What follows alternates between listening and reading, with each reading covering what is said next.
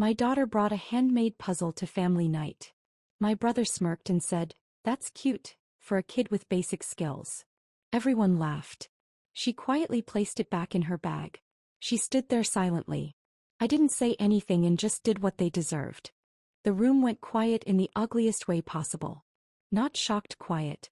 Not respectful quiet. The kind where everyone is waiting to see how far the cruelty will go before someone stops it. It's cute. For a kid with basic skills. My brother Mark did not even look up when he said it. He said it like a fact. Like he was commenting on the weather. Then he smirked because he always smirked after landing a hit. That smirk had been practiced for decades. People laughed. Not loudly. Not proudly. The kind of laughter people used to stay on the winning side of the room. My daughter stood frozen. Emma had worked on that puzzle every night after homework. I watched her cut cardboard at the kitchen table until her fingers were sore. She tested every piece until they fit exactly the way she wanted. She told me it wasn't just one puzzle, it was 5 depending on how you arranged it. She said maybe one day she would make real ones out of wood. She never finished explaining any of that. She slid the puzzle back into her bag slowly, like she was apologizing to it. Then she zipped the bag and held it against her stomach. She didn't look at Mark. She didn't look at anyone. She just stood there, small and quiet, like she had suddenly remembered she didn't belong in that room. No one defended her. My mother cleared her throat and asked if the chicken was getting cold. My sister smiled weakly and poured herself more wine. Someone changed the subject. That was always how it went. Mark said something sharp. Everyone adjusted themselves around it. I felt something hot settle in my chest. Not anger exactly. Something heavier. Something patient. I didn't say a word. Mark leaned back in his chair, satisfied. He had always done this. When I got promoted before him, he said it must have been luck. When I went back to school, he joked about community colleges being easy. When Emma started reading early, he said kids burn out fast when parents push them too hard. Every achievement had to be trimmed down to size so he could feel taller. Dinner started. Forks scraped plates. Mark talked about his job, about how stupid his coworkers were, about how management relied on him for everything. People nodded. People laughed again. Emma picked at her food. She asked if we could leave early. I told her soon. Inside I was already counting. Not minutes. Not words.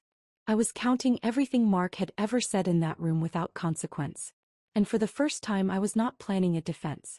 I was planning an ending. Mark always got louder after his second drink. Like confidence was something that needed fuel. He stood up halfway through dinner and started talking with his hands, telling a story about how he caught a mistake in a project at work that no one else noticed. He made sure to say numbers. Percentages. Timelines. He loved numbers because they sounded impressive even when they meant nothing. I watched him closely. I had heard this story before. Twice. Each time it got sharper. Each time the other people in the story got dumber. My father nodded along. My sister laughed at the parts she knew were coming. My mother smiled like this was proof she raised a successful son. Emma leaned closer to me. She whispered that she felt tired. I put my hand over hers and told her to sit with me for a minute longer. Mark finished his story and looked around the table, waiting. He always waited for approval. For someone to say wow or you're right or you're so smart. When he didn't get it fast enough, his eyes landed on Emma's bag by her chair. Hey, he said. Did you bring anything else for show and tell? That got another round of laughter. Louder this time. Safer laughter. Mark grinned. Something inside me finally settled. Like a switch flipping instead of a fuse blowing. I stood up and walked to the counter where the mail was piled. I picked up an envelope Mark had brought with him earlier and left there. He had complained about it when he arrived. Something about paperwork being ridiculous. I held it up. This from the company you keep saying would fall apart without you. Mark frowned. Asked why I was touching his stuff. I said I was curious. I opened it slowly and pulled out the pages. My sister leaned forward. My mother asked what I was doing. My father stayed quiet. I started reading. Not everything. Just enough. About restructuring. About departments being evaluated. About performance reviews. About positions being eliminated. I read Mark's name. Not once. Several times. I read the phrase transition plan. Mark told me to stop. I didn't raise my voice. I didn't insult him. I just kept reading calmly like he read my daughter's puzzle. The room changed. Chairs shifted. Someone set a glass down too hard. Mark stood up and told me I was out of line. I looked at him and said it sounded complicated. For someone with basic skills. No one laughed. Emma squeezed my hand under the table. And I wasn't done yet. Mark reached for the papers like he could pull the moment back into his control. I stepped away and set them back on the counter neatly exactly where I found them. You don't get to read my mail, he said. I said you don't get to humiliate my kid. That was the first time I said it out loud. The words landed heavier than I expected. The table went completely still. My mother jumped in right away. She said we were all tired. She said Mark didn't mean anything by it. She said kids need to learn how to take jokes. She said family night wasn't the time for drama. I asked her when the right time was. She didn't answer. Mark laughed once, sharp and short. He said I was overreacting. He said Emma needed to toughen up if she was going to put herself out there. He said the real world isn't gentle. I asked him how many puzzles he had built at her age. He said that wasn't the point. I told him it was exactly the point. Then I reached into my bag. I pulled out my phone and opened a folder I had saved months ago.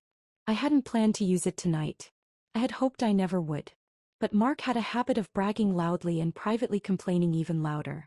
I read his text messages out loud. Not all of them. Just the ones where he complained about his coworkers carrying him. The ones where he admitted he missed deadlines. The one where he asked me if I knew anyone hiring because things were getting shaky. My sister stared at him like she was seeing him for the first time. My father finally looked up. My mother kept saying my name like a warning. Mark told me to stop again. His voice cracked this time. I said I learned something from watching him. If you want to be respected, you don't beg for it. You don't steal it from people smaller than you. I turned to Emma and asked her if she wanted to explain her puzzle again. She shook her head. So I explained it for her. Fully. I talked about how the pieces could form different patterns. How there was no single right answer. How it rewarded patience instead of speed. I looked at Mark while I did it. I said it was impressive. For someone her age. For someone with advanced skills. No one laughed. No one interrupted. When I finished, I packed Emma's bag myself. I stood up and told everyone dinner was over for us. Mark tried to say something. I didn't let him finish. I said the next time he wanted to feel smart he should try not tearing a child down to do it. Then I took my daughter's hand and walked out. Behind us no one followed. The drive home felt longer than it was. No music. No small talk. Just the sound of tires on asphalt and Emma staring out the window like she was watching something disappear. I didn't ask if she was okay. I already knew the answer. Asking would have made it easier for everyone else, not her. When we got home, she slipped out of her shoes and went straight to her room. No drama. No tears. That hurt more than if she had cried. Kids cry when they think someone will help them. Silence is what happens when they decide to handle it alone. I stayed in the kitchen longer than I needed to. I put the leftovers in the fridge even though I knew we wouldn't eat them. I wiped a counter that was already clean. I needed the time to slow myself down. Then I heard her door creak. She didn't call for me. He never does. I went anyway. Emma was sitting on the floor with her backpack open, puzzle pieces laid out in neat rows. She wasn't building anything. She was checking them one by one like she needed proof that none of them were broken. She asked me very quietly if people laughed because she explained it wrong. I told her no. She asked if maybe she should only make things for herself from now on. That question hit harder than anything Mark said. I sat down across from her and told her something I wish someone had told me when I was her age. I told her that some adults survive by shrinking anything that reminds them they stopped growing. I told her that people like Mark don't hate being wrong. They hate being outpaced. She listened without interrupting. He always does. I told her she didn't do anything wrong. Not by making the puzzle. Not by sharing it. Not by staying quiet. I told her staying quiet doesn't mean weak. Sometimes it just means you're watching. She nodded and went back to lining up the pieces. That's when my phone started buzzing. I didn't check it right away. I already knew it would be Mark. He never let discomfort sit too long without trying to flip it into blame. When I finally looked, there were messages stacked on top of each other. He said I humiliated him. He said I crossed a line. He said I had no right to bring his work into it. He said Emma would never survive the real world if I kept coddling her. I didn't respond. Then my mother called. I let it go to voicemail. She said she understood why I was upset but I handled it wrong. She said Mark was under pressure and didn't mean anything by it. She said I made everyone uncomfortable and family should stick together. I replayed that part twice. Family should stick together. I walked back into Emma's room and watched her finally start assembling the puzzle again. Her hands moved slower than usual but they were steady. That's when it clicked for me. Family wasn't the people who shared a last name with her. Family was the person who stayed when the room laughed. I blocked Mark's number without hesitation. The next day, Emma left her puzzle on the kitchen table before school. She didn't say anything about it. She didn't ask me to look. She just left it there. I turned one piece. Then another. By the time she came home, I had figured out a pattern she hadn't shown me yet. She smiled when she saw it. And that was the moment I decided something else too. No more quiet endings. If anyone ever tried to make my daughter feel small again, I wasn't just going to end the night. I was going to end the habit. Mark didn't stay blocked for long. 3 days later, my father showed up at my door without calling first. He stood on the porch with his hands in his pockets like he was bracing for bad weather.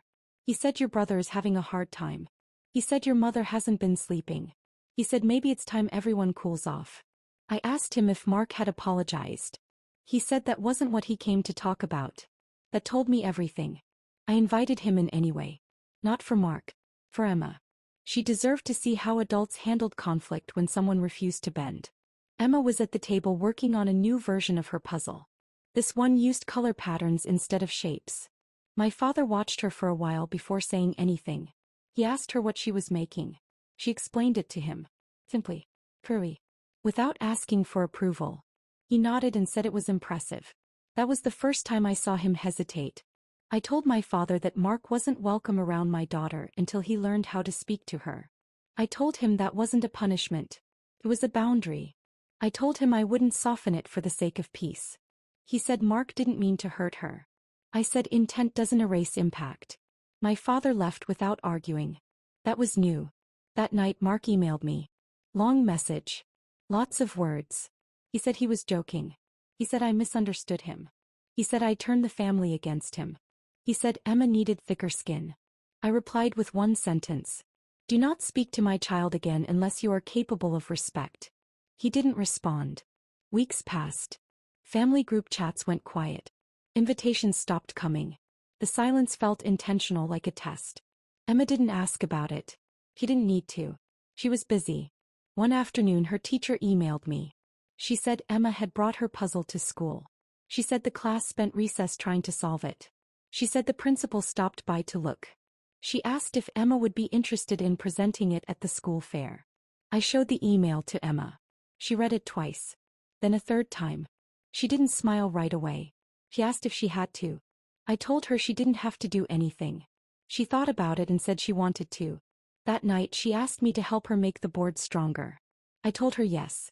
And for the first time since that dinner I thought about Mark without anger. Not because he didn't deserve it. Because he no longer mattered. The school fair was louder than I expected. Not chaotic, just full. Kids explaining things they barely understood yet. Parents nodding too much. Teachers smiling like this was the best version of everyone. Emma's table was pushed against the far wall, away from the entrance. She chose it herself.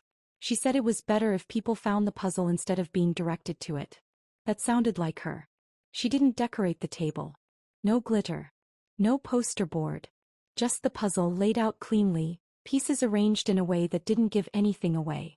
She stood behind it with her hands folded, waiting. For the first 10 minutes almost no one stopped. I felt my chest tighten even though I told myself this part didn't matter. I knew it mattered. Not because I needed her to be validated but because I knew she was watching carefully. She always watched first. Then a boy about her age slowed down. He looked at the pieces. He touched one. Emma didn't jump in. She waited. He tried fitting two together. They didn't work. He frowned and tried again. Another kid stopped.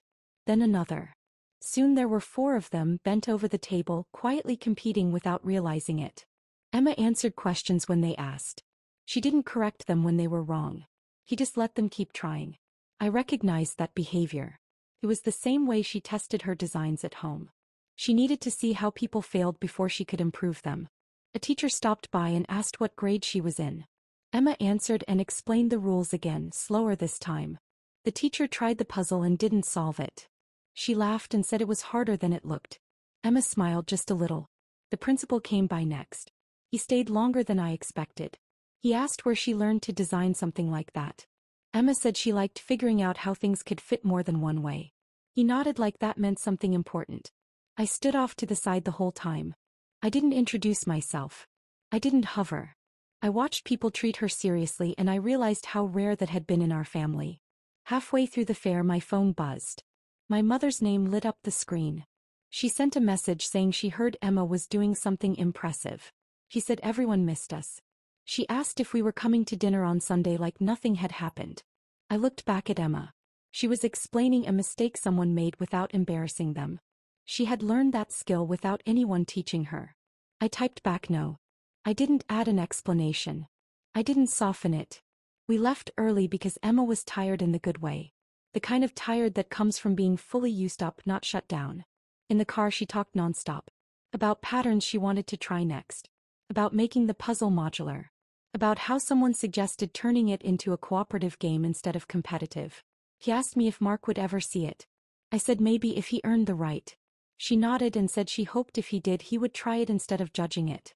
That sentence stayed with me. At home she didn't put the puzzle back in her bag. She set it on her desk like it belonged there. Later when I tucked her in she asked if I was sad about the family. I told her I wasn't sad. I was clear. I told her some people only feel big when someone else feels small, and we don't stay in rooms like that anymore.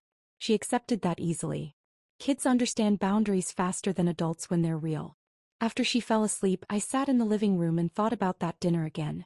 About how long I had stayed quiet before I finally spoke. About how many times I had mistaken patience for protection. That night didn't just change how I handled my brother. It changed how I handled silence. I will never again let my child be the lesson someone else uses to feel superior. I don't care who it costs me. That's not revenge. That's the job. That's the job. That's the